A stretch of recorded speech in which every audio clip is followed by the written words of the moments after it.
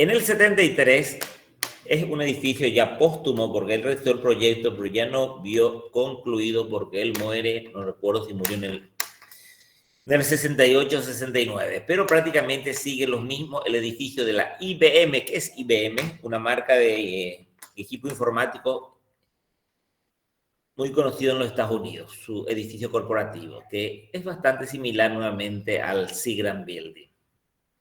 El edificio, además del último proyecto realizado por Mies van der Rohe en Estados Unidos, su edificio de más altura, llegando a los 210 metros.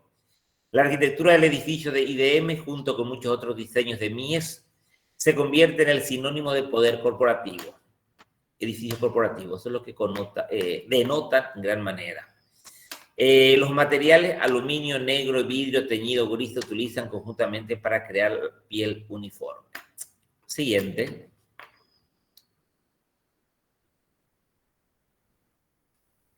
Unos años antes, el edificio de abajo, 49, 50, hizo las dos torres, el Lakeshore Drive Building, en Chicago, a orillas del lago Michigan, y ese mismo edificio lo destina para departamento.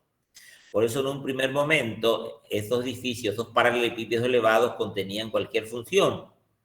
Recién en los años 60 ya pasa a relacionarlo realmente como edificio corporativo, pero en un primer momento cumplía el rol también para vivienda en departamento. Las cajas de cristales rígidas, sólidas, flexibles, entonces podría contener cualquier tipo de función, programa, hasta que luego pasa a definirse como arquitectura corporativa. Siguiente. Aquí vemos entonces nuevamente el cambio del periodo europeo al periodo americano. El periodo americano, los edificios en altura que logran concretar, porque en el periodo europeo la tecnología, dijimos, no estaban dadas para levantar sus primeras torres. Siguiente. Bueno, el Crown Hall, que es la sede de la Facultad de Arquitectura, ya comienza a industrializar a la arquitectura, comienza ya a trabajar con piezas prefabricadas estandarizadas, los 4 grandes pórticos de acero, del cual se suspenden el techo y todo el muro de vidrio que le rodea perimetralmente, creando una caja translúcida. Y en la planta tiene como un semisótano que tiene más aulas, y sobre el aula se levanta este gran salón multiuso, clases de taller, exposiciones, charlas, conferencias para la carrera de arquitectura. Siguiente. Bueno, con estas obras revela, de hecho, el divorcio entre forma y función. Aquí ya entra en crisis la arquitectura moderna. La arquitectura moderna entra en su periodo de franca decadencia, llega a su etapa final, porque en su etapa clásica estaba marcada por la consigna de la forma sigue la función. Aquí ya se invierte esta frase, ya la función se adapta a formas predeterminadas. Por eso entra en crisis en la etapa final. Al contrario, la función se amolda a la forma, a la caja, al cubo, al prisma. Siguiente. Otro edificio muy importante que realizó fuera de Estados Unidos, en México, Oficinas Bacardí, en México, Mies van der Rohe. Aquí aplica su característica morfología tipo pabellón, pero un pabellón ya con su volumen único, bastante depurado, sobrelevado sobre pilotis, totalmente acristalado. En el diseño de esta obra, que se posa sobre un jardín verde, Mies decidió utilizar la estructura para generar el concepto de planta libre, donde utilizó un módulo cuadrado como base. Ahí vemos la planta, ligeramente rectangular, mejor dicho. El volumen de 2 pisos resulta ser un rectángulo 52 por 27, con una altura de 8 metros, con un vacío en el centro donde se genera una doble altura en el segundo nivel. La simplicidad y composición rígida de esta obra sin elementos ornamentales es una representación fiel de sus postulados que estuvo defendiendo a lo largo de su existencia, de su labor proyectual. Siguiente.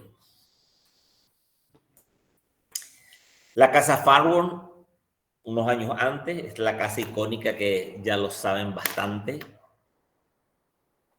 También con las estructuras de acero, los 3 planos en hormigón.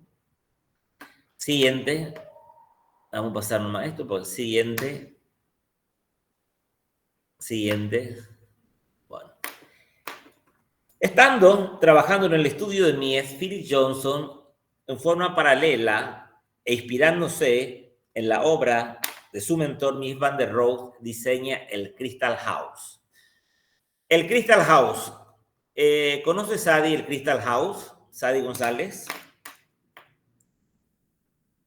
Me suena conocido, sí. ¿Y en qué se diferencia el Crystal House del Farworth House? ¿Qué diferencia pueden encontrar? Los dos son una caja de vidrio. No está sobrelevado. No está sobrelevado. Correcto, no tiene esos planos que utilizan esa terraza al aire libre. Entonces ya es un volumen puro al ras del terreno. Se hace evidente en el proyecto la idea de Mies less is more. Aquí son mínimos los materiales aplicados. La economía de elementos es muy claro y prácticamente se prescinde de cualquier ornamento. O el ornamento está en el acero y en el vidrio. La casa se sienta sobre la tierra, el espacio interior está dividido por gabinetes bajos y un cilindro en el centro que contiene los sanitarios es el único elemento que obstaculiza en cierta manera el espacio. Siguiente. La casa de cristal marcó un punto importante hacia la transparencia y la flexibilidad de la modernidad europea representado el extremo en los Estados Unidos. La planta del edificio parte de un cubo cuyo contorno se forma solo gracias al fino trabajo de la herrería de acero pintado en negro. La transparencia del material permite que el paisaje sea prácticamente el elemento que constituye la imagen interior de la casa. No necesita cuadros, sino los cuadros están dados por el paisaje circundante, la belleza natural. Un mueble también a cierta altura sirve como divisorio entre, a un lado, la parte posterior del dormitorio y en la parte frontal toda la zona de estar. Siguiente. Otra obra póstuma recibe otra vez el encargo de su país. En Berlín hay una isla que se llama Isla de los Museos y en esa Isla de los Museos, un buen número de museos. Y en esa isla de los museos está ese Altes Museum que vimos recién de Carl Friedrich Schinkel, el genio del neoclasicismo alemán.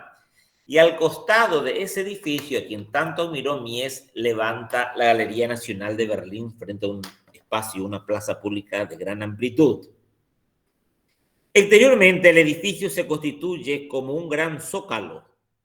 Lo famoso, ese zócalo que ya vimos que empleó en el pabellón de Barcelona y en la mayor parte de sus obras para jerarquizar, sobre el que se eleva una enorme cubierta metálica cuadrada sustentada sobre 8 pilares perimetrales. La cubierta está formada por una trama de vigas de acero retranqueada de la cubierta, se dispone de cerramiento enteramente de vidrio, por lo que visualmente el espacio del museo es prácticamente la idea de la planta libre. Solamente en el interior vemos 2 módulos de la escalera que baja a las demás dependencias que se encuentran en el basamento y la escalera y un volumen de los sanitarios. Después totalmente planta libre. Siguiente. Este espacio a nivel de superficie es solo una parte del museo, lo que le dije, que hace las veces de atrio, mientras que las salas de exposiciones principales se sitúan bajo tierra o bajo el basamento. Oficinas, depósitos. La mayor parte del programa se desarrolla en el basamento. Más bien, esta gran sala es una sala para exposiciones temporales.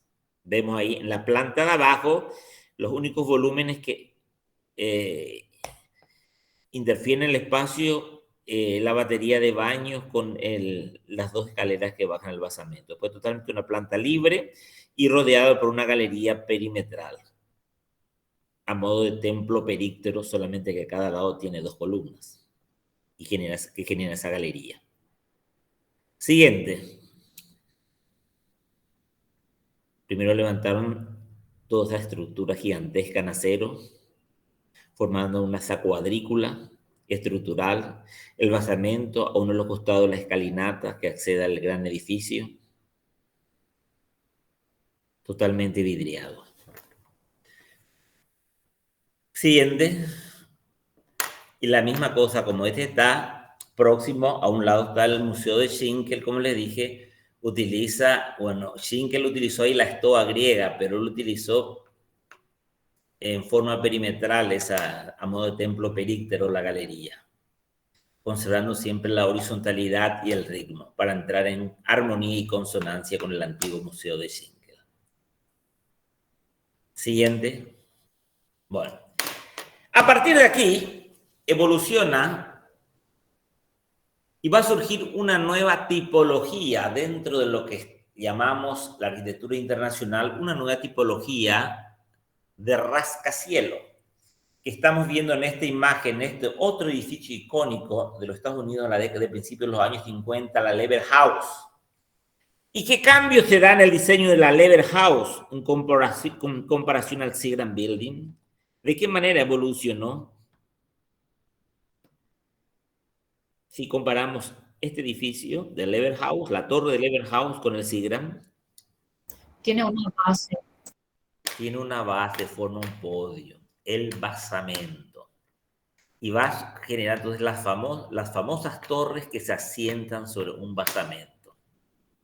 Un modelo muy característico y muy utilizado, me parece, hasta los años 80 prácticamente. 51-52 fue construido por un grupo, una oficina de arquitectos importante de los Estados Unidos, Skidmore, Owen y Merrill, que definieron un nuevo modelo de rascacielos con un cuerpo horizontal, la base, otra vertical como culminación. Y también se vuelve a repetir esa composición tripartita, base, fuste y coronamiento. Ello expresaba la definitiva integración de los volúmenes puros de la arquitectura moderna dentro de la ciudad. Entonces ya se iba integrando, se iba construyendo en forma masiva esta nueva tipología a lo largo y ancho de las grandes ciudades norteamericanas y ciudades americanas y latinoamericanas. Siguiente. Bueno.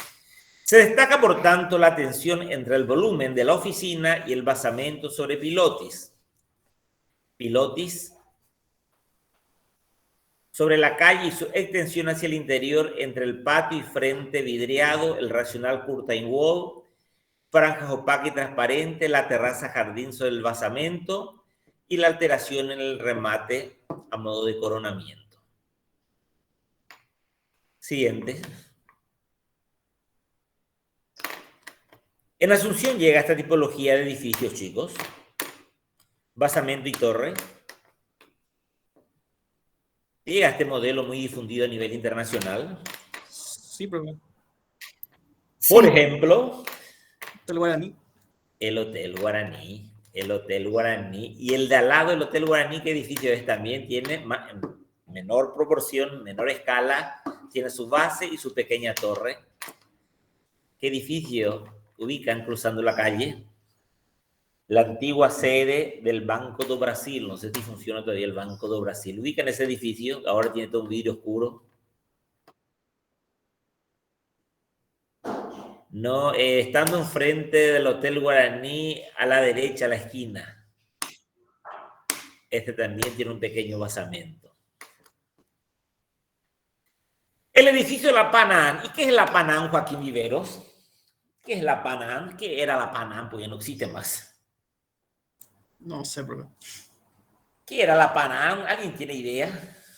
No era una empresa de aeronaves.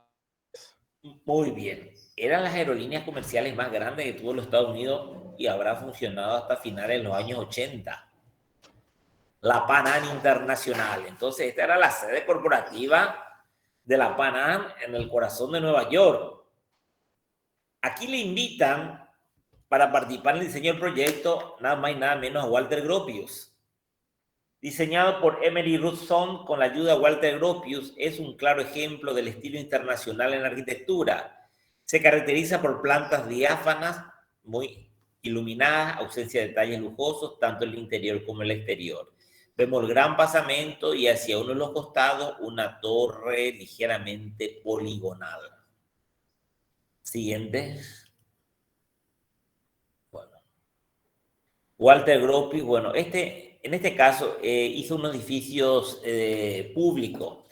John F. Kennedy Federal Building, pero en este caso a un costado no lo levantó las dos torres sobre el basamento. En este caso hizo una pequeña variación Walter Gropius. A un costado como el basamento, el volumen horizontal, y en la cabecera los dos volúmenes verticales. Aquí lentamente también estamos llegando a su fin. ¿Y qué busca ya el arquitecto en estas obras, comparando con las obras anteriores de Mies? ¿En qué ya se va diferenciando para evitar esa uniformidad de ese volumen neutro repetitivo? ¿Qué cambio ya va aportando, sobre todo Walter Gropius, para estas torres? La forma sigue siendo un paralelepípedo puro. Lo que va cambiando ya va evolucionando. Rompe la caja de vidrio, ¿no? Ya va rompiendo la caja de vidrio, va cambiando un poquito la epidermis con el tratamiento de la superficie para darle ya un aspecto único. Ya no querían ya esa caja de vidrio neutra repetitiva, sobre todo Walter Gropius. Repito, sigue manejando la caja pura y limpia.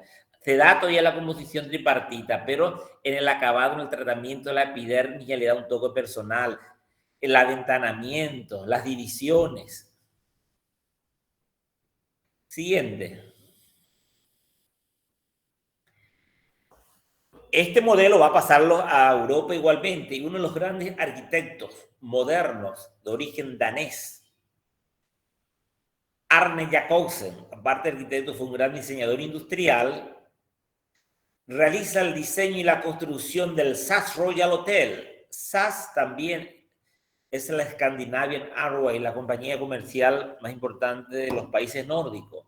Entonces, este era un hotel de esa compañía aérea y también estaba en su oficina administrativa. Este tiene un basamento gigantesco que abarca toda la manzana prácticamente hacia uno de los costados, la caja pura y limpia con las ventanas corridas y nuevamente la composición tripartita. Entonces, se va internacionalizando este modelo. Siguiente. Llega a Latinoamérica y uno de los grandes, el padre de la arquitectura moderna en México, Juan O'Gorman, se apropia de esta tipología. En los años 50 tiene lugar la construcción de una de las joyas de la arquitectura moderna, una de las obras de mayor envergadura realizada por México para introducir la arquitectura moderna con el campus de la Universidad Autónoma de México, la UNAM. Y uno de los edificios icónicos de la UNAM es la Biblioteca Central. Bueno, aquí vemos la plataforma y la torre.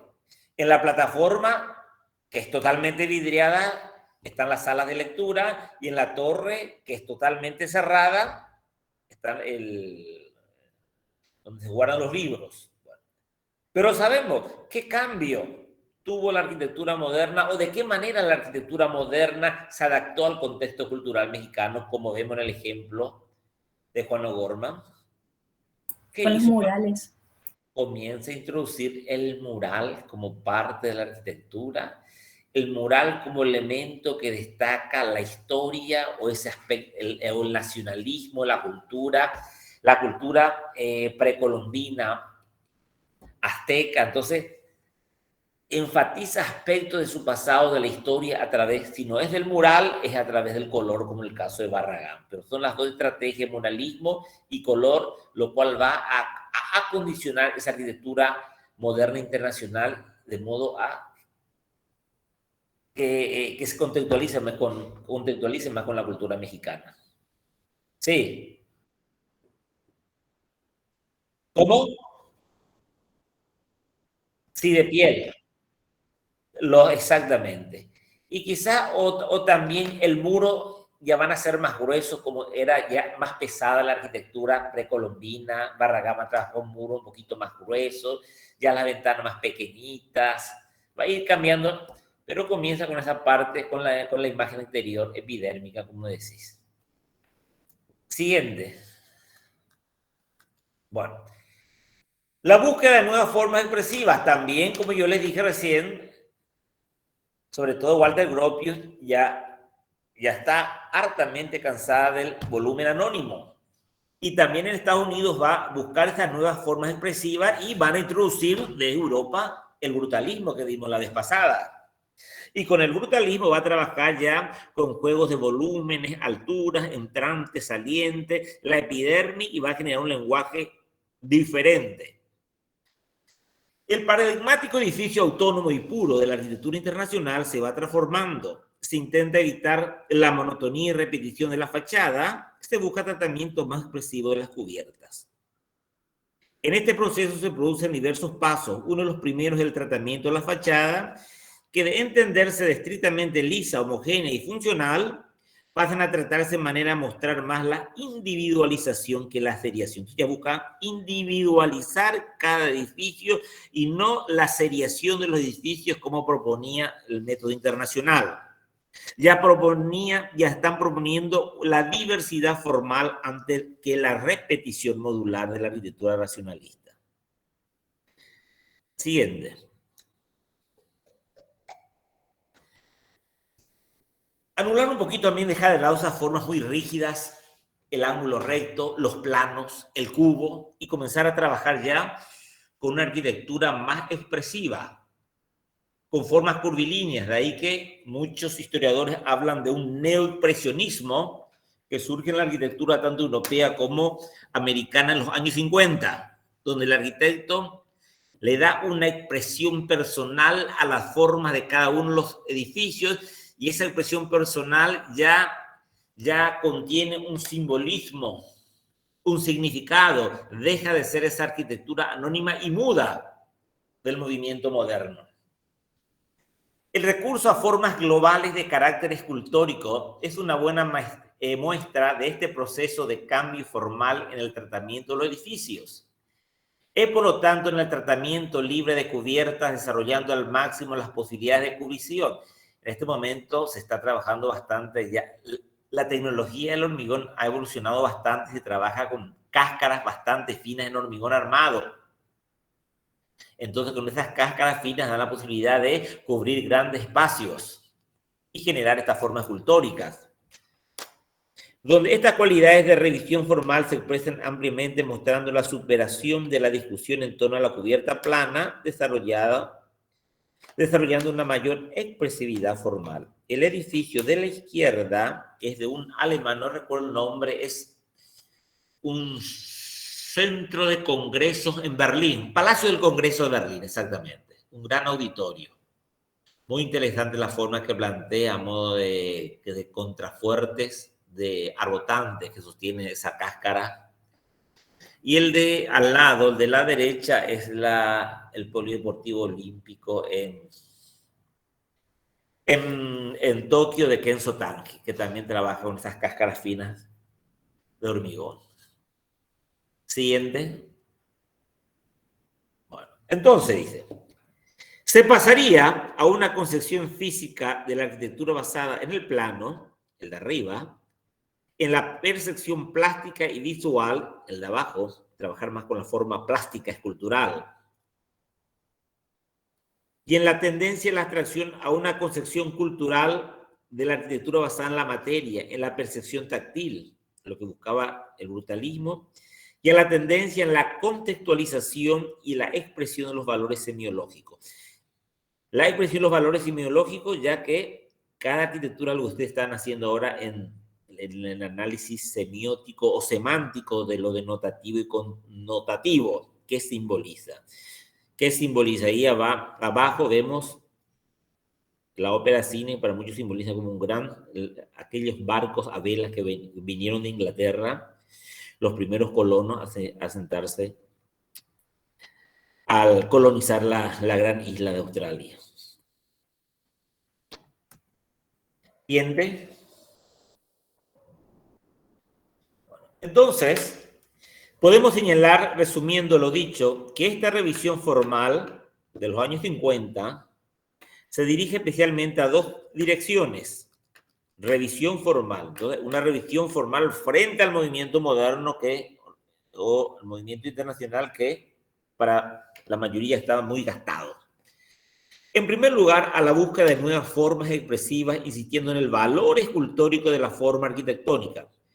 Por eso, esto, por ejemplo, es hormigón visto, se trabaja con las texturas, se trabaja con el color, tiene algo de brutalista, pero ya está manejada la arquitectura, la forma plástica y simbólica muy fuerte, por eso otros ya lo etiquetaron como, les dije, neoexpresionista. Pero tiene algo del brutalismo estas dos obras que estamos viendo aquí. Gran número de esta arquitectura parte de una premisa de que el ángulo recto limita las posibilidades creativas del arquitecto. La caja cúbica repetitiva. Hay que romper el ángulo recto, logrando así desarrollar nuevas formas basadas en conchas de hormigón, que estaba muy de moda en ese momento. El de la izquierda, la terminal de ¿cómo era? La empresa aérea Transworld Airways de Nueva York, TWA. El pájaro, y a la derecha es el Polideportivo de Roma en los años 50 de un arquitecto ingeniero muy importante romano de nombre Pier Luigi Nervi, que se inspiró también en la estructura de las catedrales góticas para realizar el diseño de este gran polideportivo a modo de la gran bóveda, la cáscara de hormigón que descansa sobre grandes arbotantes, a modo de arbotantes y columnas y arbotantes. Siguiente. Bueno. Y en segundo lugar, ante esta revisión que están planteando los arquitectos frente a la arquitectura internacional, busca esa línea que vimos más empirista, más vernacular, que ya vimos también. En rescatar elementos de la arquitectura vernacular, el color, como vimos en el caso, la fotografía a la derecha en las obras de Barragán, o el blanco de Álvaro Siza, la obra de la izquierda. Álvaro Siza, ¿qué nacionalidad es? Elizabeth Sánchez. ¿Te suena Álvaro Siza? Bruno, Álvaro Siza. Portugués, que también toma mucho la arquitectura vernacular del área del Mediterráneo, el color blanco, los muros macizos de su arquitectura. Siguiente. Bueno, pasamos al siguiente tema a desarrollarse. Con esto cerramos entonces los años 50 y principios del 60 y vamos a analizar un poquito el contexto de la posmodernidad. El contexto de la posmodernidad. ¿Qué vemos en este collage de fotografía? ¿Qué me dice este collage de fotografía con respecto a la posmodernidad?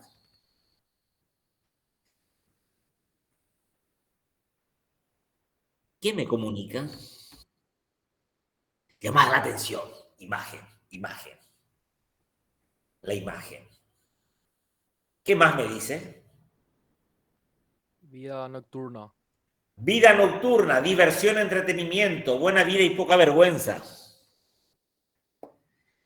El hombre hoy en día quiere divertirse, pasarlo bien.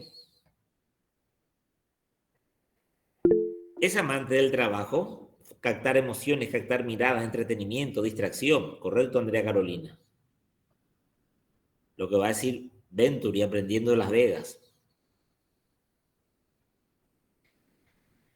Bueno, da mucho que decir. Esta imagen, vamos a entrar a analizar la sociedad posmoderna. Y todo este collage de imágenes de Las Vegas es un reflejo de las características sociales del hombre de la segunda mitad del siglo XX hasta nuestros días. Sí. Pott abre el camino a la posmodernidad. El Pott ya está dentro de la posmodernidad. Porque vamos a hablar, ¿qué es la posmodernidad? Es un contexto de tiempo, no es un estilo. Bueno, hay mucho escrito sobre este tema. Nosotros vamos a tomar la posmodernidad como lo que fue la modernidad. 1900-1950, los profundos cambios que se dio sobre la sociedad occidental como consecuencia de la revolución industrial. Esa fue la modernidad. Ahora vamos a ver la posmodernidad. Los cambios también que tienen lugar en la Europa en la segunda mitad del siglo XX. De toda esa sociedad ya altamente informatizada, tecnologías de punta, el ritmo de vida que lleva, el pensamiento que tiene. Esa es la posmodernidad. Y dentro de la posmodernidad va a generarse distintos estilos arquitectónicos. No podemos decir la posmodernidad como un estilo arquitectónico. Más bien la posmodernidad es un pensamiento, una actitud frente a ese momento en que el hombre está viviendo, dicen muchos filósofos y sociólogos. Pero cuando yo hablo de estilo posmoderno, lógicamente lo relaciono con una mezcla de estilos historicistas. Pero vamos a tomar la posmodernidad como el pensamiento de la segunda mitad del siglo XX. Siguiente. Bueno, aquí vemos, en el año 50 surgen varias críticas contra la modernidad, que no solucionó el problema de la humanidad, tanta tecnología, como dijimos, tecnología para el mal, tanta tecnología no solucionó el problema de la pobreza, tanta técnica, el hombre continúa con los mismos problemas. Ya hemos analizado ese momento histórico. Entonces, vamos a hablar de lo que viene después de la modernidad, la posmodernidad. Y un gran pensador, filósofo francés, Jean-François Lyotard, publica un libro en el 79, La condición posmoderna, en donde va haciendo una serie de críticas ante la modernidad. Ya nadie cree seriamente en el tema del progreso de la humanidad con la tecnología, ni en el de la inminente emancipación del hombre gracias a la ciencia. El hombre se liberaría, sería independiente, no necesitaría ningún ser trascendental gracias a la ciencia, la técnica y a su conocimiento. El hombre es un ser autosuficiente, decía la modernidad. La técnica le liberaría al hombre de todo atraso. Mentira también. En cierta manera sí, pero los problemas siguen dando. Siguiente. La posmodernidad no es un movimiento ni una corriente artística. Más bien constituye la expresión momentánea de una crisis de la modernidad que acomete a la sociedad occidental. La sociedad occidental entra en crisis en los años 60, sobre todo contra toda esa revolución que vamos a ver iniciada por la contracultura hippie, que van a alterar todos los valores éticos de la humanidad, del hombre. Hay un cambio profundo, la ética se deja totalmente para atrás, no existe. Cada uno o va a existir o cada uno va a generar o cada sociedad va a generar su propia ética. Particularmente en los países más industrializados del planeta, más que una anticipación de un futuro que se niega a afrontar, ¿qué nos depara el futuro? El interrogante que se hizo el hombre en este momento. Se sentía cierto temor hacia el futuro. Tanta tecnología, ¿hacia dónde va a conducir al hombre? Otra guerra que estamos viviendo hoy en día. Sobre todo como el síntoma de un nuevo malestar de la civilización. Siguiente. La edad de la posmodernidad cree firmar el final de la edad moderna y la utopía de una perfección inaccesible. La modernidad buscaba una sociedad utópica de hombres perfectos donde todos éramos iguales. Utopía. La época es para el individualismo.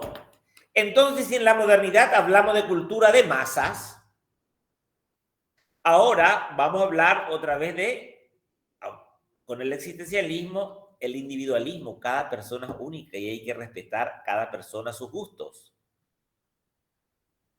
Ante el respeto del individualismo, ¿qué propondrá la posmodernidad para la arquitectura?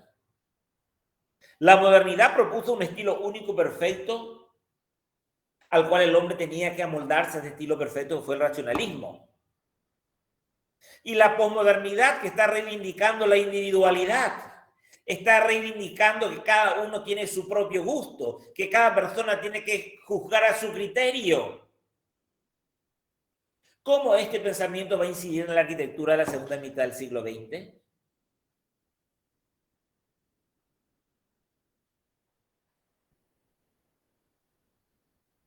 ¿Cómo puede incidir?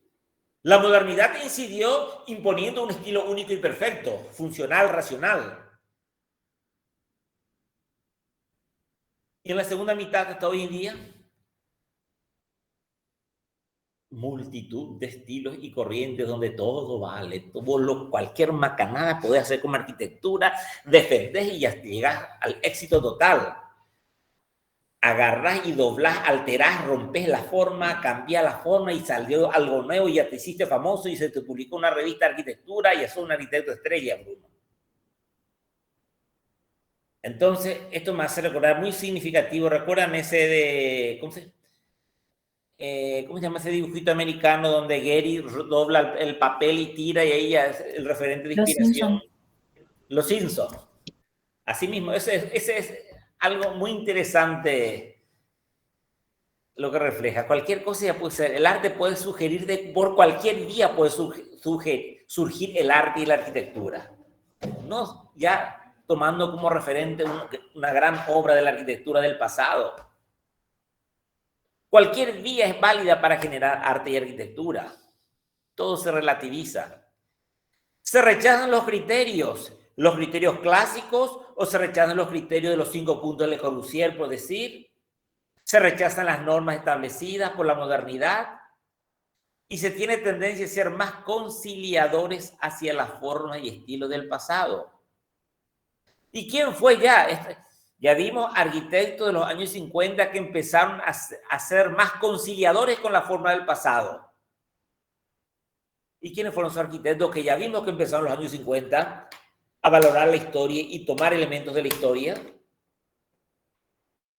En los Estados Unidos, Louis Kahn. O el nuevo Le Corbusier. Entonces aquí continúa enfatizándose esa mirada hacia el pasado, estudiar darle mayor importancia a la historia de la arquitectura. Revalorización de la historia. Siguiente. Bueno. La posmodernidad, otro dice que es un movimiento artístico. Es como son un collage de distintas informaciones que bajé. Filosófico, histórico, que nace a finales del siglo XX. No, nace en los años 60. Está mal esta información.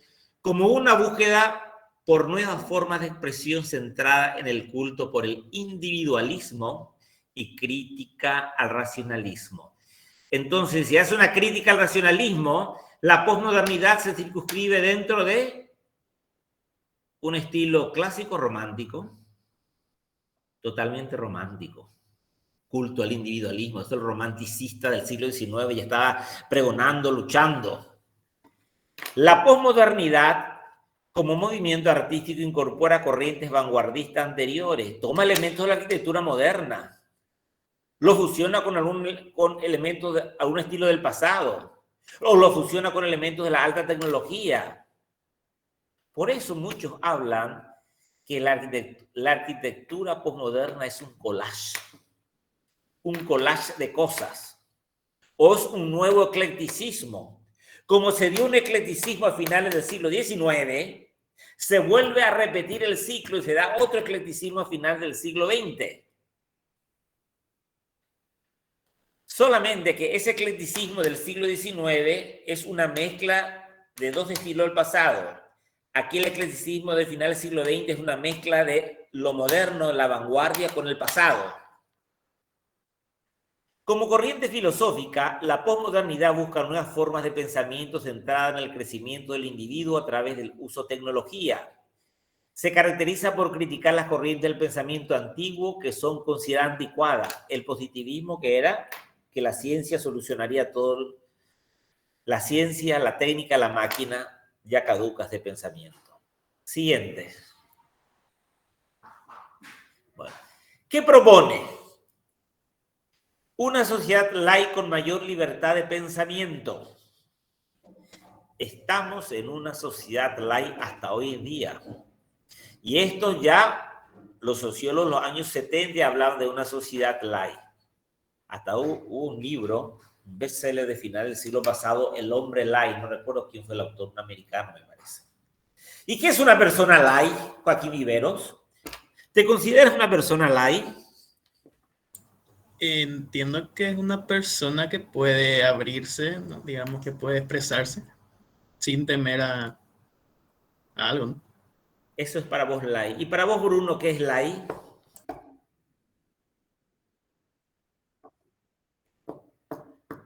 Tibia. ¿Sí? ¿Y Larisa? Una persona tibia.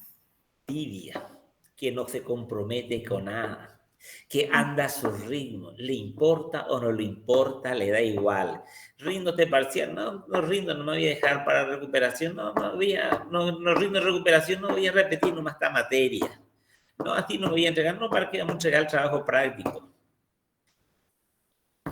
Hoy estamos muy, sobre todo los jóvenes, no me gusta este trabajo, ay, voy a cambiar nomás, te va y renuncia nomás, no me gusta, me exigió, me retó mal el jefe y no me llevo con él. No existe esa postura de compromiso, de tomar con seriedad una responsabilidad. Mayor libertad de pensamiento, cada uno tiene una forma de pensar diferente. Una sociedad pluralista de consumo que adopta sin lugar los objetos de moda. Muy significativa es la imagen de abajo. ¿Qué me dice esa imagen de abajo? Adopta sin lugar los objetos de moda, las imágenes que le son ofrecidas. Influencia masiva en los medios de comunicación. ¿Qué le dice esa imagen de abajo? Larisa, ¿qué te dice esa imagen? ¿Qué lectura puedes sacar? Un objeto de consumo, para consumo. Y al comprar algo, ¿en qué se fijan ustedes? ¿En qué te fijas, Sofía Gaona, al comprar algo? Depende de qué sea. Ya En sea las marcas, ropa, en el costo, marca, ahí está me conviene más. la marca. La marca que te va a dar imagen. Esa etiqueta, como yo siempre digo, antes la etiqueta de una ropa estaba por dentro, hoy día la etiqueta está por fuera. Eso te va a dar entonces prestigio la marca. Entonces nos dejamos llevar por la marca y gastamos mucho dinero por la marca. Ay, pero no es moda eso, o sea. No es que... No es alta costura tampoco, no es un... Y no es alta costura tampoco, es cierto lo que decís. Pero, ¿vos te compras siempre de Zara, Elizabeth? No. Muchos son fanáticos de Zara. O otros son fanáticos, no sé, de otra tienda, por decirlo. Mercado Nueva 4. Mercado 4, yo no me voy a comprar... No, yo soy fanático de After Six. No, profe, existe el que compra siempre ropa de todo por 20,000. Ah, Luisito, dice ahí. Bueno, entonces, pero la gente se deja llevar por la marca. Y ves, como dice, te vas a encontrar en otro lado en el mercado 4 casi la misma cosa. No es tan grande la diferencia, pero el otro te tiene marca y compraste del shopping. Y te va a dar estatus. Profe, Sí. profe, lo de Sociedad Light también me hace acordar como a los, o sea, Light me hace acordar como a los productos también. Tipo, los productos así light, tipo bajo en grasa, digamos. Sí. Que Ligero, una persona ligero, ligera. sí. Sí. Una persona ligera que no le importa nada. La misma cosa, ese relacionamiento que está haciendo con los comestibles. No tienen que... ¿Sabes qué es lo que pasa?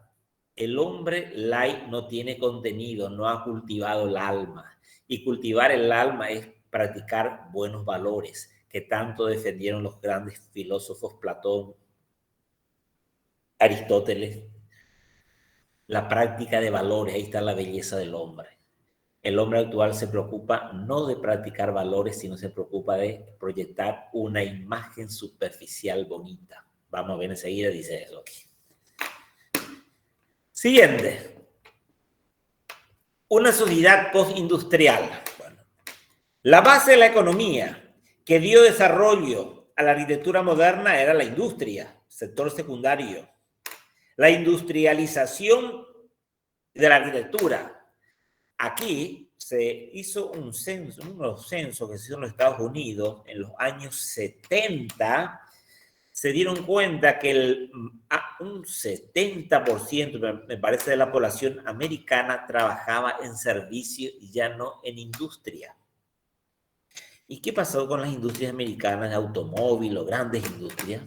Se cerraron todo. ¿Y por qué la mayor parte trabajan en servicios? Compañías aseguradoras, grandes bancos mundiales, servicios de alta tecnología. ¿Y qué pasaron con las industrias norteamericanas? Pregunto.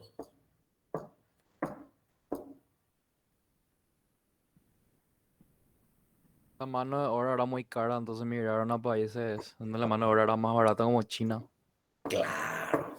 China, India, Tailandia, Vietnam, Marruecos, norte de África, todas las marcas europeas como norteamericanas. La ciudad del automóvil, Detroit, en los años 60 casi se convierte en una ciudad fantasma. Y tuvieron que hacer planes urbanísticos, bueno, primero urbanísticos por un montón de edificios, grandes fábricas totalmente abandonadas. Plantear cómo recuperar económicamente para atraer gente que vivan ahí. Bueno, es una ciudad que tuvieron que, serían grandes planes urbanísticos para ciudad verde, que ellos mismos tengan sus propios huertos, produzcan lo que necesitan para comer, buscar fuentes de consumo accesibles.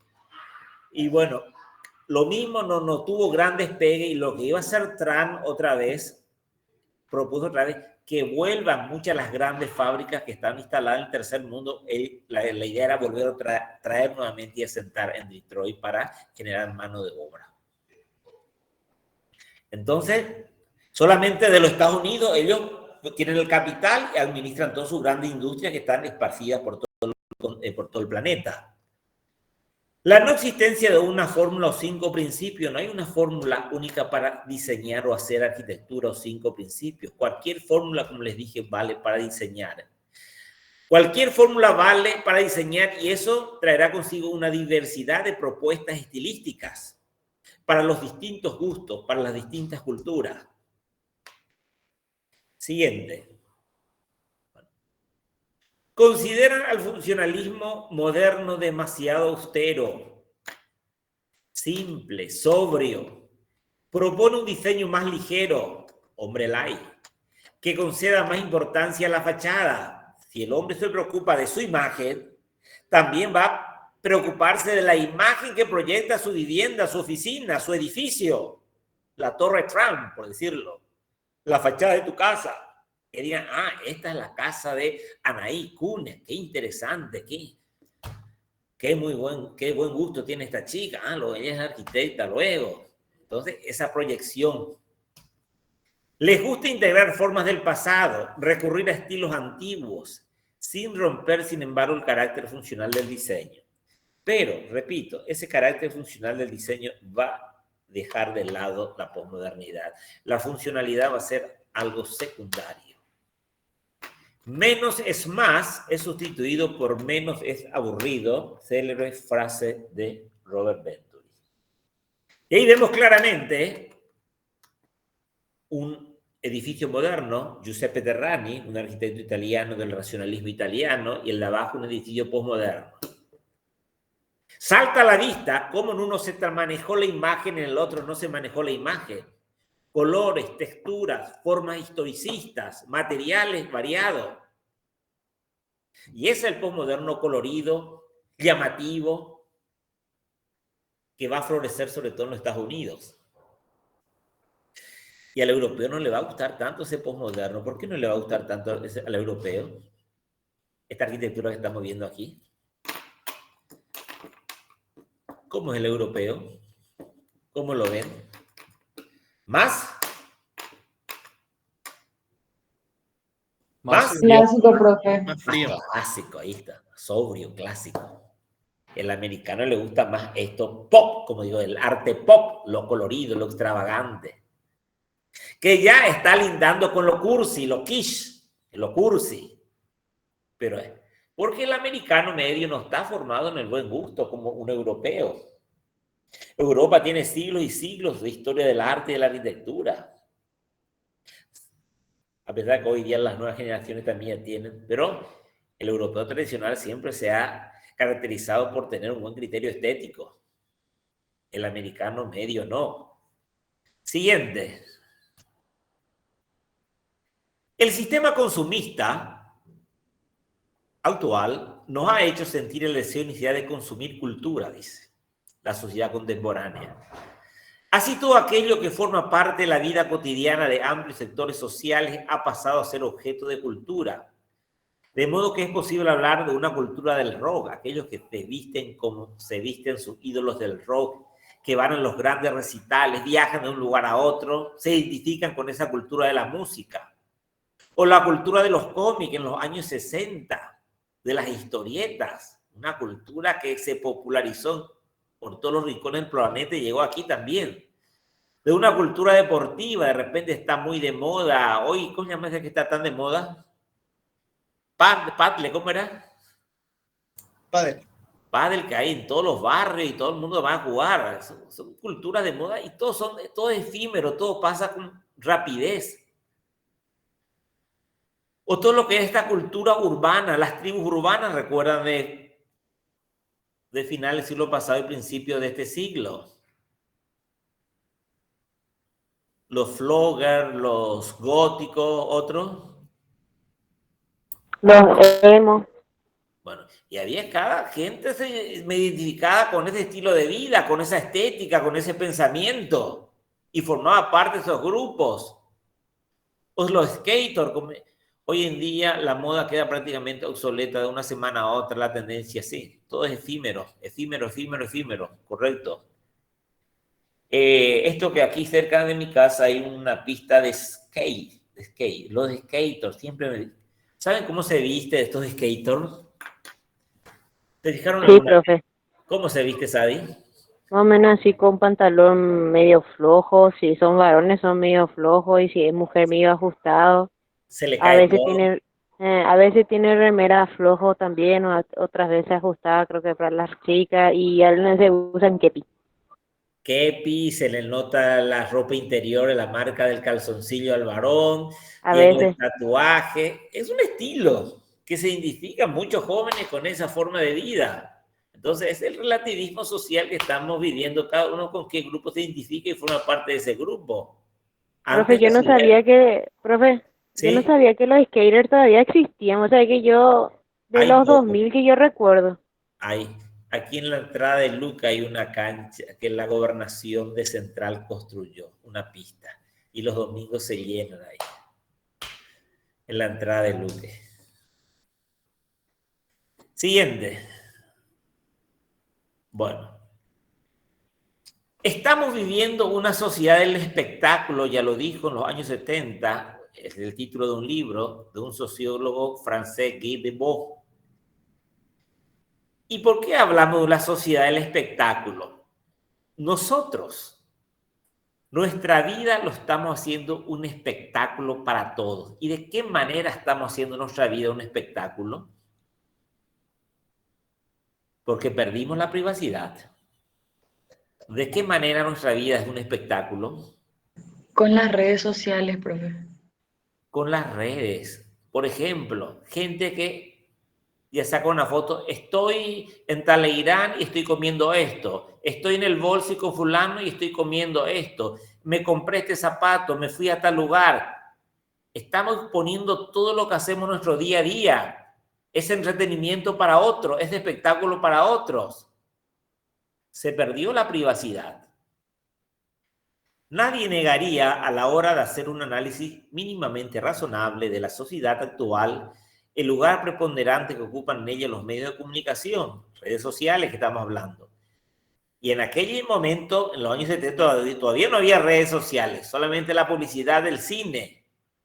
Nadie que tenga una mentalidad crítica se atrevería a desconocer el papel protagónico que esos dispositivos tienen en la dominación actual de las subjetividades. Entonces, sabemos lo que sucede de nuestros amigos, de nuestro entorno. Siguiente.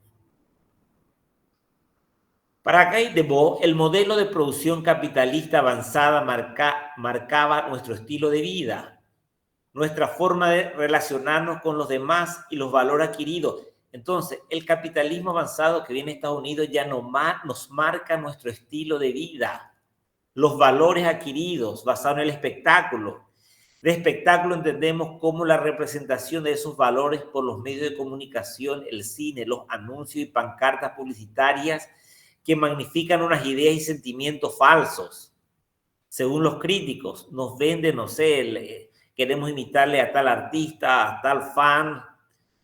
El vehículo, los dispositivos, los tipos de viaje que hacemos, todos ellos conceptos mercantiles que responden a una errónea idealización de lo que debería ser la vida basada en la imagen. ¿Qué vehículo utilizo? ¿Qué marca utilizo? Esa marca me genera mi imagen, como dijimos, del automóvil, la ropa que utilizo. Entonces, todo eso estamos generando un espectáculo para llamar la atención, para ser visto, para ser ponderado positivamente. Siguiente. Medios que nos transforman en imágenes, no en realidades. La mayor parte de los trabajadores están alienados. ¿Y qué es alienar? ¿Qué significa alienar? Alienación hace referencia a algo ajeno a sí mismo que el sujeto ya no controla. Un bien que se vende o un yo que se extraña. Ya no somos lo que tenemos, no somos ya auténticos. Estamos alienados de una imagen que copiamos de todo lo que nos brinda la publicidad.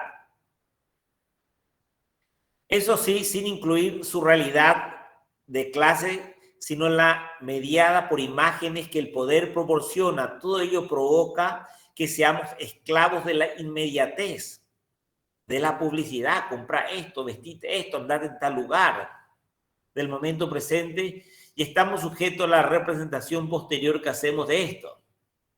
Ahí arriba, la imagen, vestirse bien, los selfies, levantar fotos de la ropa nueva, dónde estoy, pura imagen. Y ahí abajo me pareció muy importante, encontré un collage donde dos de los arquitectos contemporáneos que más están trabajando con la imagen.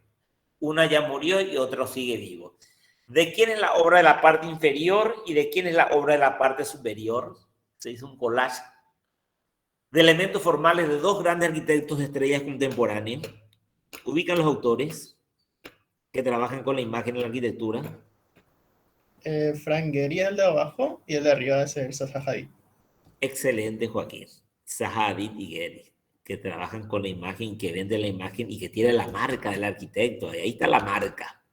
Y si yo si me iba a Zaha Hadid o me voy a Gehry es porque me gusta su marca, me gusta su estética. Y yo no le tengo que decir lo que quiero. Yo acepté esa marca, esa estética. Él es la estrella y él es el que me va a diseñar. Siguiente. La era de las redes sociales. Siguiente, ya hablamos también. Bueno. Características de esta sociedad entonces. La propuesta universal del goce inmediato. El hombre light quiere tener todo de la noche a la mañana. El hombre moderno se sacrificaba por alcanzar sus objetivos. Trabajaba arduamente para sacar adelante su industria, su empresa.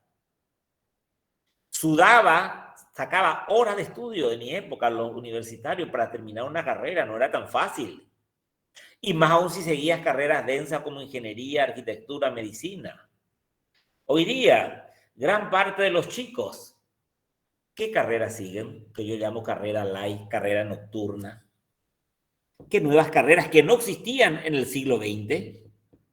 Ingeniería comercial. Ingeniería comercial. ¿Otra? Administración. Administración agraria. ¿Vos, Larisa, no seguías administración agraria? No. Porque mi papi tenemos un campito y tengo que administrar ese campito. ¿Otra carrera que no había en el siglo XX? Hotelería y turismo. Hotelería y turismo, muy bien, para vender placer, felicidad, descanso. Marketing y publicidad, para vender fantasía. Nutrición, no creo que nutrición tenga más de 20 años esa carrera aquí en nuestro país. Es una carrera nueva también. Entonces, la propuesta universal del goce inmediato, de la noche a la mañana, tener dinero y tener todo. Una sociedad muy productiva precisa un ritmo de consumo derrochador que reproduce necesidades, deseos y valores como si tratase de simples mercancías. Siguiente. La primacía de la cultura de la apariencia que estamos insistiendo. El poder de lo efímero o cambiante. Tener o aparentar, tener más que ser. Las apariencias son un valor de cambio en la sociedad posmoderna. La apariencia. La ética se convierte en pura estética. ¿Qué significa esto? Que la ética fue desplazada o eliminada por la estética. Me preocupo más de mi estética, de lucirme bien, antes de que sea una persona de buenos valores éticos. O sea que la posmodernidad se altera todo. Siguiente. El imperio de lo efímero en el paraíso del cambio. Restaurante de comida rápida, sobre el emblema de la posmodernidad. Fast food es un concepto que representa toda una filosofía de vida. La prisa ha invadido nuestro estilo de vida y el tiempo nos parece el bien escaso. La cultura de lo descartable, otra de las características de la posmodernidad. Usás y tirás. Manda a arreglar tu reloj y me va a arreglar por 200.000, pero consigo un buen reloj ya por 400.000 o más barato. Mejor me compro uno nuevo. Todo es descartable. Hasta en la familia, hasta la pareja es descartable, lastimosamente. Siguiente. El hombre busca el placer. Busca el placer, tener todo. Y el placer lo consigue rodeado de bienes materiales, pero es un placer también efímero. Una ideología utilitarista y pragmática como la posmoderna se asienta en una ética de corte hedonista. El hedonismo es la continua búsqueda del placer por parte del hombre. Para muchas personas la satisfacción de la emotividad e incluso la autorrealización personal pasa por la acumulación de bienes. Y te dan seguridad los bienes, lógicamente. Pero ¿hasta qué punto una verdadera felicidad? Epicuro, este gran pensador griego, quien un día se olvida de lo bien que lo ha pasado, se ha hecho viejo ese mismo día. Esta afirmación del pensador plasma su filosofía basada en la búsqueda del placer y la huida del dolor. Ya en la antigua Grecia, él defendía que la felicidad el hombre lo encuentra en el placer y huir del dolor. En su planteamiento hedonista, el primer hedonista fue Epicúreo, propone evitar las preocupaciones vitales que él resume en 3 temores. No comprometerse con la religión, los dioses, no piense en la muerte y no piense en el futuro. Vive tu presente, viva la vida. O sea que Epicúreo ya tenía un pensamiento posmoderno en aquella época. Siguiente. El culto al cuerpo y mitificación de la juventud. Horas y horas que pasamos en los spas, en los gimnasios. ¿Cuánto invertimos por nuestro cuerpo? ¿Cuánto invertís vos, Larisa, al mes? Ni sabés, porque a lo mejor estás tarjeteando nomás. Por tu belleza. Pilates ¿Cómo? todos los meses. Pilates todos los meses.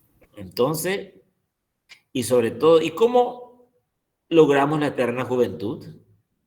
¿Cómo lo conseguimos la eterna juventud, Joaquín?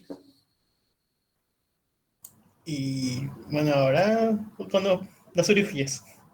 ¿Cómo? Y ahora mismo con las cirugías. Cirugía. Cirugía estética te estira por todos los lados. La eterna juventud. Siguiente. Relativismo moral, dijimos, cada uno ya genera su propio código ético. Siguiente. Esto es para que lean después ustedes. Bueno. Vamos a pasar ahora, cerrando, con el análisis social del hombre light, del hombre que se interesa más en su imagen. Entonces, si me intereso, repito, más en mi imagen, me va a interesar el lugar donde vivo, en qué barrio vivo, quién es el arquitecto que va a diseñar mi casa, qué características quiero que tenga la fachada, el interior, qué muebles voy a utilizar, todo eso hace a mi imagen, proyecta mi imagen entre mis amistades.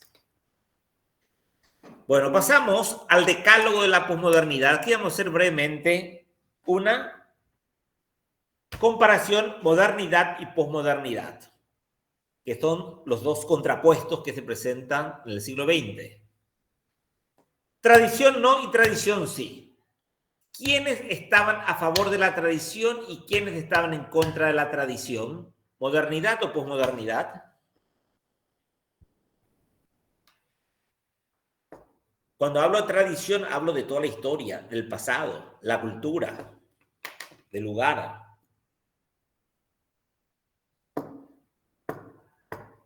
¿Quiénes están a favor de la tradición y en contra de la tradición? El movimiento moderno estaba en contra. En Y contra. el posmoderno retomó otra vez las tradiciones. Así mismo. El movimiento moderno reaccionó violentamente contra la tradición ecléctica, el historicismo. Malevich, un gran pintor vanguardista ruso, escribió a principios del siglo XX. La vida, escribió Malevich, debe ser purificada del desorden del pasado, purificada del eclecticismo parasitario que no le permitía al artista, al arquitecto, evolucionar, de tal modo que pueda recuperar su normal evolución. Solamente decía Malevich, si cortamos con la historia con el pasado, vamos a evolucionar. Philip Johnson, este arquitecto que hablamos recién, uno de los más célebres conversos al posmodernismo, manifestó: yo me he hecho mayor y estoy aburrido. ¿Y quién le aburrió a Philip Johnson? ¿Quién le aburrió? Por eso me he hecho mayor y estoy aburrido. ¿Quién le aburrió, Juan Vivero, a Philip Johnson? ¿La arquitectura? La arquitectura moderna. Moderna, con el cual él defendió en un primer momento, le dije. Mi dirección es clara, la tradición ecléctica. Voy a inspirarme del pasado. Intento recoger lo que me gusta a lo largo de la historia. Al decir intento recoger lo que me gusta a lo largo de la historia, eso me dice que su arquitectura es un collage puro. No podemos no conocer la historia, dice. Porque la historia es fuente de inspiración y fuente de referencia importante para un arquitecto actual. Palabra del gran americano Philip Johnson. Siguiente. Tradición sí, tradición no. ¿Recuerdan este edificio de la derecha?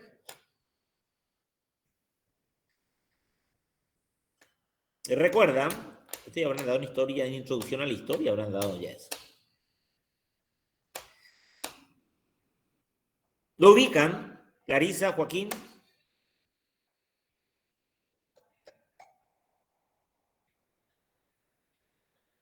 ¿Sí o no? No. No. Bueno, ¿cuál te agrada más, lo moderno o lo posmoderno? Moderno.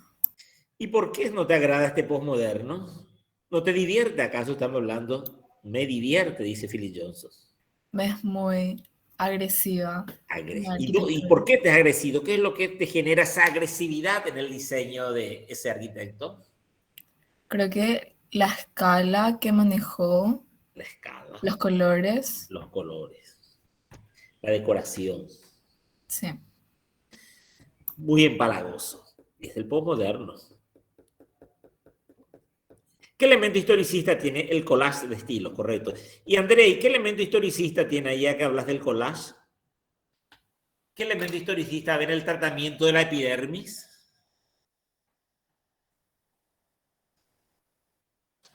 ¿Qué elemento historicista? Y pilastra, ahí está, pilastra, por ejemplo. ¿Ven una monumental clave? Clave, sí, así mismo. La caja cúbica, el basamento, etcétera, etcétera. Hasta escultura en el acceso para jerarquizar. Siguiente. El particularismo, lo particular. ¿Quiénes buscaron una arquitectura más particular? ¿Moderno o posmoderno, Bruno? ¿Una arquitectura más particular? ¿Sí? Los posmodernos, al enfatizar el individualismo, mientras que los posmodernos, al enfatizar la cultura de masa, buscaron la homogeneidad. La modernidad buscaba una arquitectura universal, sin lenguaje en particular, por eso pudo hablarse de un estilo internacional en los años 50. Muchos de los posmodernistas han reaccionado contra esta uniformidad buscando en las tradiciones de cada lugar, en la arquitectura vernacular, en la arquitectura histórica de cada lugar, fuentes de referencia.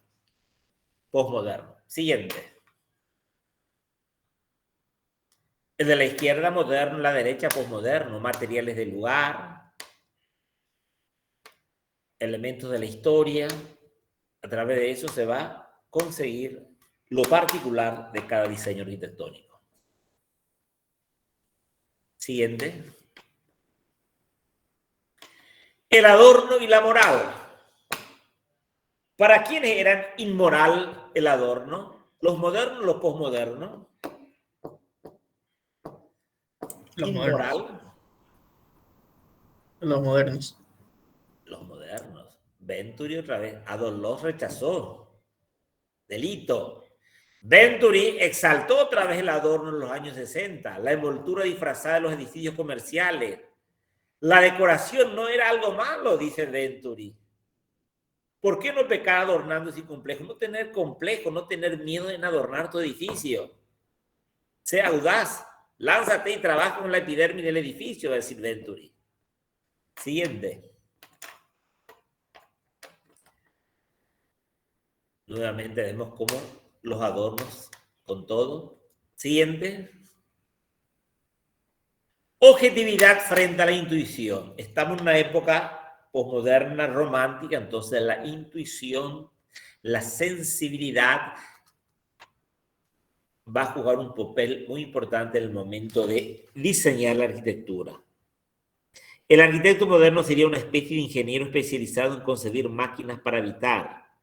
El estudio científico de las necesidades típicas debía conducirse a un diseño objetivo, que no fuese deudor de la intuición caprichosa del diseñador. Entonces, en cambio, en el posmoderno vemos la intuición caprichosa del diseñador en las obras de Gehry o de Calatrava. Se nota claramente. El resultado ha sido frías y monótonas ciudades inhumanamente ortogonales. Brasilia. Si tanta ciencia, dicen los posmodernos, ha producido tal desastre, tal vez la intuición creadora y aparentemente caprichosa contribuye a remediarlo y generamos la diversidad de la arquitectura, como vemos el caso de Las Vegas, que es un collage de distintas geografías del planeta, con distintos estilos. Siguiente. Banalidad e ironía. ¿Qué significa banalidad, banal? ¿Qué es algo banal, Bruno? Banal, banal. Sin significado, superficial. ¿Y cuál es banal? ¿Moderno o posmoderno? Más banal. El posmoderno, pura imagen, vacío. La arquitectura moderna se presentó como algo serio, solemnemente importante. En ningún lugar llegó la felicidad prometida que dijo que traería esa arquitectura moderna, que le salvaría al hombre. Los posmodernos bromean con sus trabajos, hacen a veces edificios chiste, ya que no intentan salvarnos, sino la arquitectura procura divertir, hacerle más habitable al hombre su vida, más alegre, más entretenida. Ahí tenés. Siguiente. Siguiente. Bueno, entonces vemos ahí a la izquierda, muy serio, la vivienda de Walter Gropius en la Bauhaus que vimos la vez pasada, o ese duple que hizo Le Corbusier para la feria de viviendas en Berlín. Y a la derecha, totalmente divertido, entretenido, extravagante o de mal gusto. Esa obra de Gehry de abajo parece, llegamos a esta ciudad, pasamos por ahí, que vamos a pensar que pasó un terremoto por ahí. O el de arriba. El de arriba sí que está pesado. No sé si nos va a divertir el de arriba. Siguiente. Materiales. Los modernos se abocaron al uso de materiales proporcionados por las nuevas tecnologías, acero, hormigón, vidrio. Los posmodernos no, vamos a volver a materiales originales de cada lugar. Vamos a rescatar materiales autóctonos como el barro, la tierra roja. el ladrillo, la madera, piedra, ¿no? Sin dejar de lado también el hormigón o el acero. Pero esos materiales nostálgicos, volver a trabajar la arquitectura en tierra, en nuestro caso. Volver a las técnicas artesanales de construcción como lo volvió en su momento Álvaro Aalto en los años 50 y muchos otros arquitectos. Siguiente. Arquitectura en barro. Al norte de México se está trabajando mucho. Los estados del sur de Estados Unidos también, donde hay desierto y tienen... O el bambú se está trabajando mucho en los países sudoeste asiáticos, en bambú. En China se está haciendo cosas interesantísimas con el bambú. La piedra, el ladrillo, jugar con distintos materiales para generar mayor diversidad en la arquitectura. Porque cada material me va a generar una forma o un estilo. Al hacer con bambú, puedo trabajar con mucho vidrio, es más ligero. Al trabajar con la tierra, tengo que hacer uno más grueso o hacer más pesado, o con la piedra. Eso, la materialidad ya me va a ir definiendo variedad de estilos dentro de la posmodernidad. Siguiente. Megaestructura y gran industria. La aspiración del movimiento moderno fue llenar el mundo de grandes estructuras. Ya Le Corbusier diseñó unas grandes torres de planta cruciforme para el centro de París. O los grandes bloques de vivienda de Brasilia mismos. Todos son mega estructuras para la masa, no para el individuo. No son pocos los arquitectos que han vuelto su atención a los objetos reducidos, al diseño, que ahora no necesita ser tan industrial como antes. La posmodernidad ya niega la estandarización porque eso trae aburrimiento. Diseñar, producir en piezas en series limitadas algo. Las pequeñas series son las preferidas, no parecen tan tipificadas como se pretendía en los años 30 y 50. Siguiente. Vemos entonces arriba esa gran fábrica de Peter Beren para la Fagus en Alemania a principios del siglo, o las torres que plantea Le Corbusier que le dije. Trabajar con escalas pequeñas. Siguiente. La arquitectura y la ciudad. Sabemos bien que la arquitectura, la urbanística racionalista estaba pensado para la máquina, para el automóvil y no para el hombre. Grandes distancias, grandes espacios, grandes plazas, grandes bloques, todo era grande, grande, grande. El hombre se sintió ahí olvidado. La urbanística posmoderna se inspira en las antiguas urbes europeas que tienen calles angostas, que tienen mucha vida, los centros urbanos, cafetería al aire libre, tener todo los servicios accesibles, no separar, no zonificar los servicios, que cada barrio tenga todos los servicios que necesite, humanizar la ciudad. Siguiente. Aquí vemos Brasilia, el gran espacio ahí donde están los grandes ministerios y termina ya en el Palacio del Congreso, gigantesco, volver a escala más pequeña como las urbes europeas, ciclovías, arterias peatonales, mucho verde, mucha naturaleza.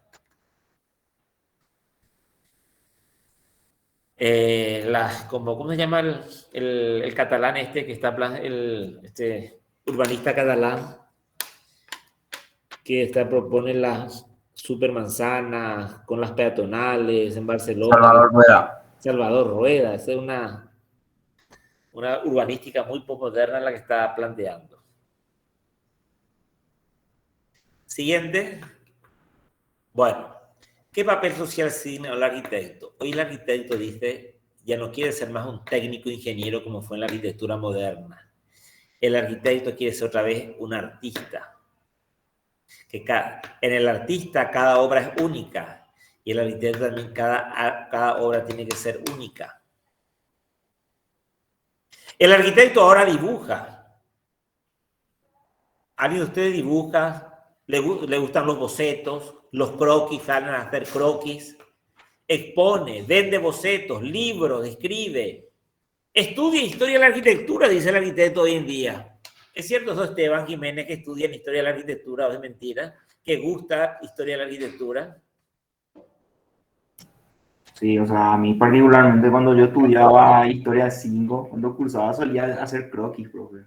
Qué gusto, espero que todo el mundo, la mejor manera de estudiar es En dibujando. teoría también solía hacer mucho. Entonces, escribe, le gusta la música, es una persona medio bohemia, el perfil del arquitecto contemporáneo. Es más humano, sensible ante la problemática de su entorno. Su papel en suma se acerca al del pintor o al del intelectual en general. Ese es el perfil del arquitecto. Siguiente. ¿Quién es el malvado de la historia? Para los modernos, el malvado era la historia que no le permitía avanzar. En cambio, los posmodernos se asociaron con la historia porque la historia constituye fuente de inspiración, fuente de referencia. Siguiente. Bueno, vamos a cerrar la clase de hoy con diferencia entre el espacio moderno y el posmoderno. El espacio moderno, ya vimos y hablamos varias veces, suprime el dualismo entre el interior y el exterior.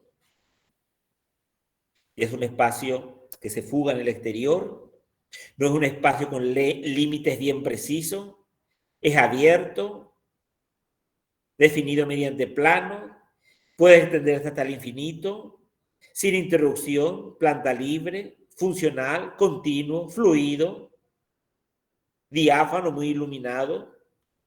Dejó de ser un espacio intimista, un espacio seguro para muchos sentidos, cerrado. Siguiente. La cualidad espacial es producto de la forma sigue la función, es decir, la planta configura los espacios con ayuda de los planos, como se observa en las obras de Mies. El espacio útil al servicio del hombre. Siguiente. Y aquí vemos las características del espacio moderno. Limpio, puro. La izquierda, el despacho de Walter Gropius que diseñó su casa. El de la derecha, lo que acabamos de ver, el pabellón Instituto Tecnológico de Illinois de Mies.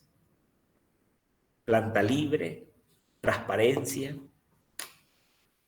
Espacio frío para muchos, inhumano para otros, aburrido para otros, pero es la cualidad que se está promocionando para el ideal del espacio por el movimiento moderno. Siguiente. Bueno. En cambio, en la arquitectura posmoderna, al adoptar el arquitecto, bueno, ¿qué pasa con esa premisa de la forma sigue la función? Eso ya vimos que se rompió ¿con quién? ¿Con quién se rompió? Y ya el espacio se adapta a la forma. Vimos hoy. ¿Con quién? Con Mies en los Estados Unidos. Bueno. En la arquitectura posmoderna, al adoptar el arquitecto un objeto o una imagen, toma primero un referente siempre. La idea generatriz para su proyecto. Restaurant Pez, que hizo Gehry en Barcelona. Como también la forma de una ballena, el Guggenheim de Bilbao, a partir de algo de la naturaleza, sirvió como referente para ir trabajando. Como modelo relativo para el proyecto, el arquitecto se arriesga a que la lógica del espacio sea rehén de la tiranía de la forma. Anteriormente, entonces, el tirano aquí va a ser la forma. ¿Por qué el tirano va a ser la forma y no el espacio? ¿Por qué, Bruno? El tirano va a ser la forma y no el espacio en la arquitectura posmoderna. Correcto. En cambio, en la arquitectura posmoderna, el tirano no era el espacio, es espacio funcional. que tenía que la forma adaptar y cerrar ese espacio funcional de la planta. La referencia o apropiación de casos materiales u otros hablan más de la forma que del espacio en la arquitectura posmoderna. Condiciona la autonomía del pensamiento espacial. No tiene autonomía el espacio, porque es preso de la forma. O al menos reducen sus grados de libertad. Favorecen la mímesis porque la forma imitó, partió de algún elemento de la naturaleza. Siguiente. Entonces, al estar sometido el espacio a la forma, al ser el espacio rehén de la forma, esto hace que el espacio sea menos funcional. Desde la percepción y las sensaciones, habría incluso el espacio que pueda emocionar. ¿Por qué este espacio emociona y ese espacio que vimos recién de Mies no emociona tanto? O quizá otro va a emocionar. Pero esto va a emocionar más. ¿Por qué puede ser eso? Por el movimiento. El movimiento, la intriga, ¿qué se da allá? ¿Esto hacia dónde va este espacio? ¿Esto cómo fluye allá? La luz también, la incidencia ¿Cómo de juega la la luz? Los contrastes de luz y sombra, de formas curvas, formas rectas. Todos esos valores son valores formales que despiertan la emoción en el hombre. El otro es un espacio frío que no te dice nada. Forma sorprendente, extrañeza, sugerencia, descubrimiento, pero seguiría siendo vacío resultante. Es un vacío resultante del espacio voluntario, del envolvente.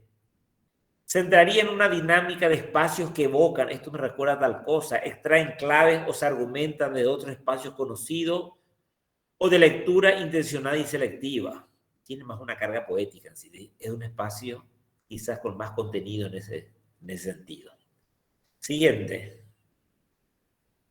Aquí vemos estos espacios son de Daniel Libeskind. Fíjense, totalmente irregular.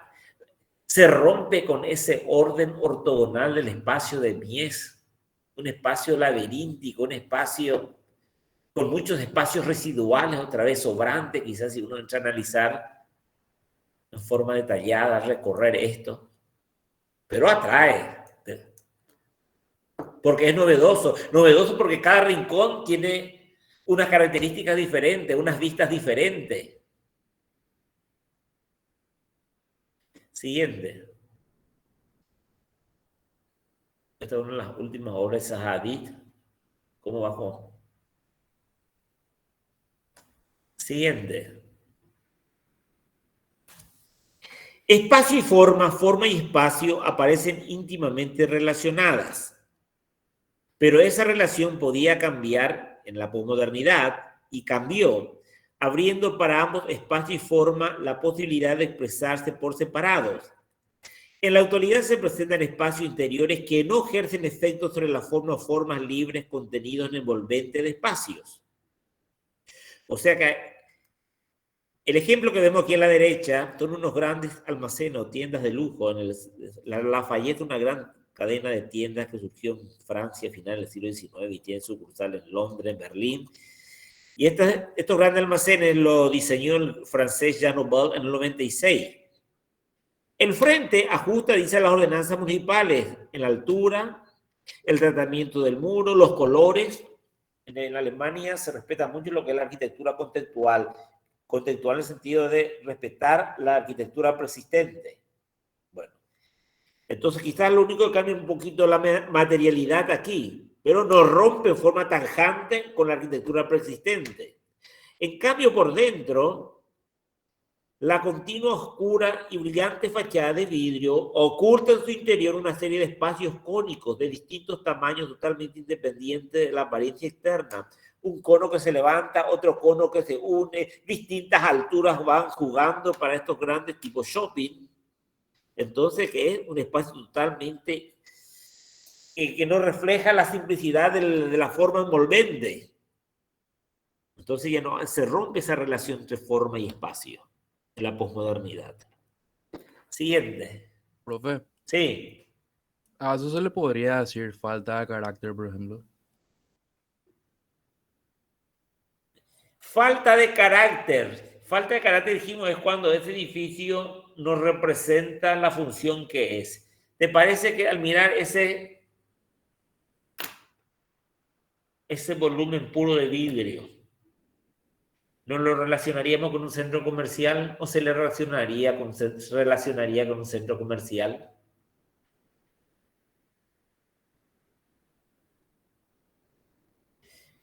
No sé, en este caso, tiene algo de carácter. Muchos vídeos lo relaciono con un centro comercial. Me parece que podría ser muy contextual también eso. ¿En qué sentido muy contextual?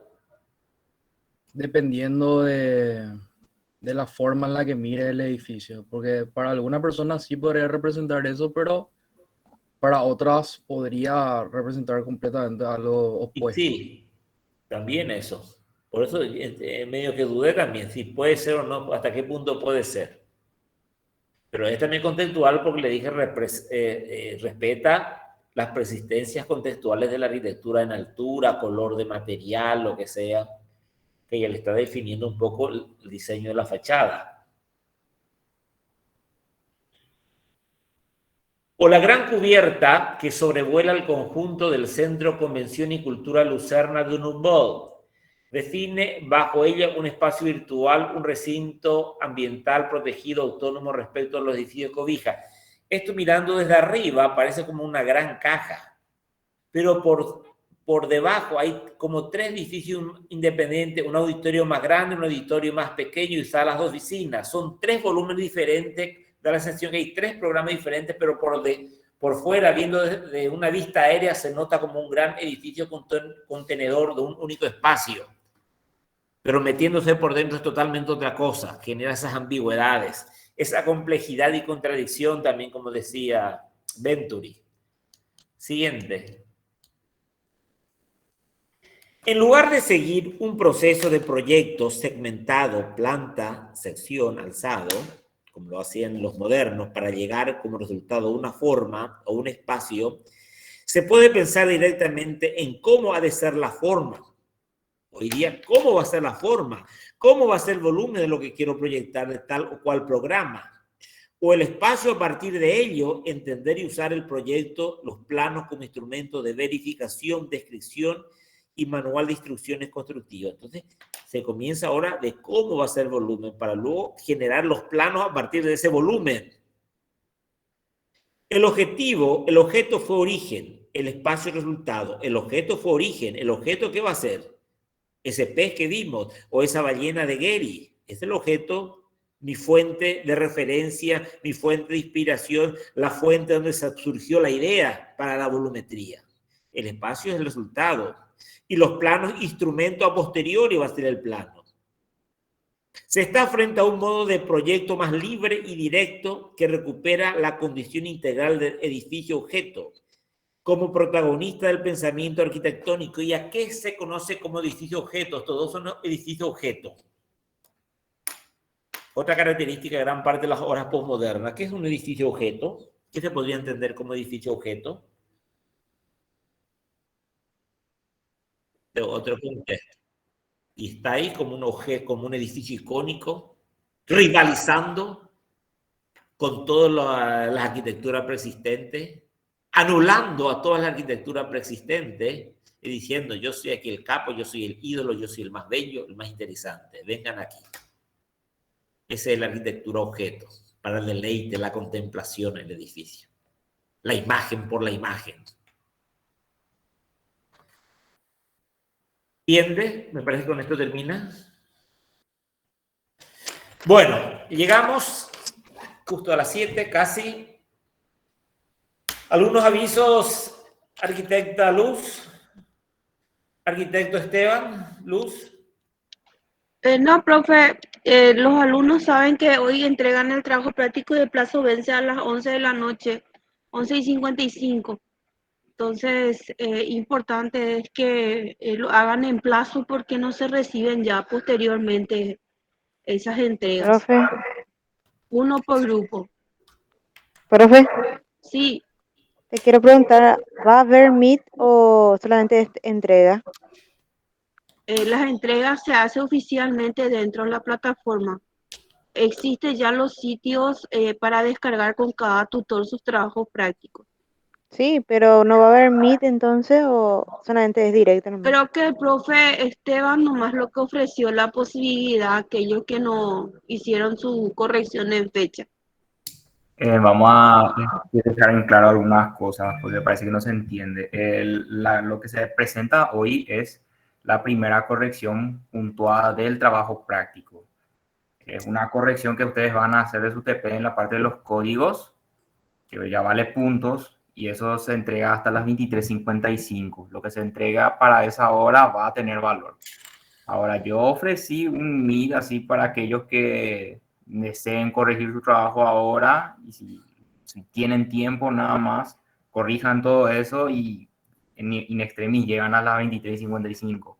Si es que así lo desean, yo no tengo Estarás problema. disponible, de buena voluntad. Pregunta.